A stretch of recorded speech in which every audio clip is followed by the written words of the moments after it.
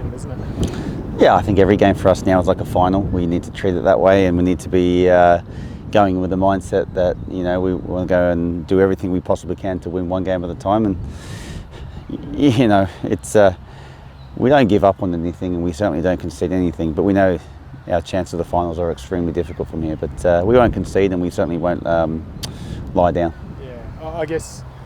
I mean, you say the chance of finals is a long shot. I mean, whoever sort of comes out of this game without a result, given the relative positions of the two teams, it probably will be almost certainly over, won't it? Oh, for sure, but I think there's bigger things at play here for us as a club.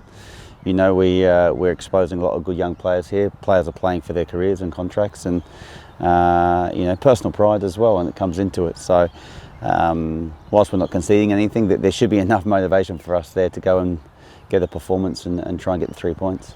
Are you expecting it to be, I mean, it's been another very, very wet week down in Sydney. Yeah. Are you expecting it to be a tricky sort of conditions and stuff? We've seen Combank have its problems with the wet weather and stuff like that. Oh, probably, yeah. I know the pitch down there has a lot of traffic as well, so I can imagine it's not going to be easy condition-wise, but we have to be ready for any conditions and adapt to it and do our best.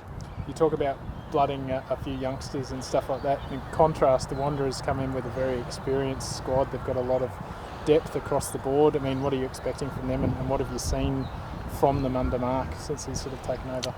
Oh, just that. They've got a wealth of experience and a lot of high-quality players, or players that have played at a very high level. And, with all that experience, though, comes other areas of opportunity for us and the way we can exploit that. So, and we'll certainly have our plan. But since Mark's come in, he's a quality coach, and one thing about Mark, his sides are very hard to beat, dogged, determined, because he's such a fierce competitor himself. So, I think that's a change I've seen with him, and I know that once he gets his chance to fully create the side he wants there, I know they'll be successful.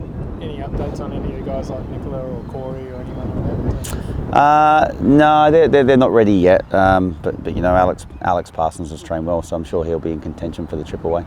Is that a welcome return? I mean, we saw obviously Alex towards the back end of last season really sort of show what he can do. Are you hopeful that he might be able to have a similar sort of finish to this year? Yeah, absolutely. Yeah, he's been looking great in training since his return from his injury. So no doubt he'll be involved in the match on the weekend, and hopefully he can have a similar impact.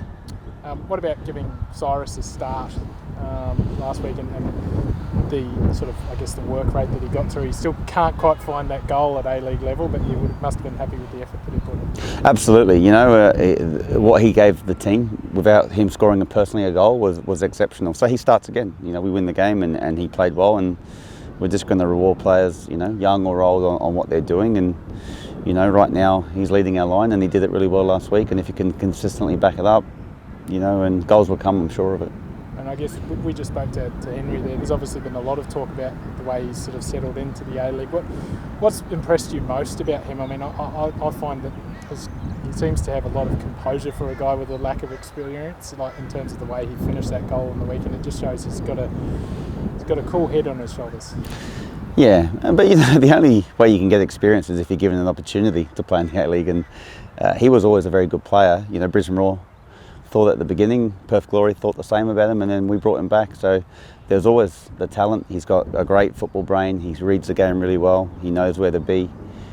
He knows how to sniff out a goal and create something. He's always in the game. So for him now, it's about growing into his body and making sure he's going to be not just an A-League player, but a very good professional for years to come. Just one of the questions I put to Henry was sort of around leadership. I mean, I know he's sort of had a captaincy role over at Perth, and it seems to me he's pretty sort of vocal on the training pitch and in games. I mean, we talk about we've got leaders like Tom and Jay and guys like that sort of at that senior level. Is he someone who could sort of bridge that gap in between them? I think Henry just backs his ability. He's got a cheekiness about him that the group love, but he doesn't back down. He doesn't shy away from any challenge, and you see that with Henry. He's a competitor, so I think that's a nice little mix with youth that he brings to the side, but also the senior players respond to that because he's not afraid to speak his mind, and he's not afraid to talk and be vocal on the field.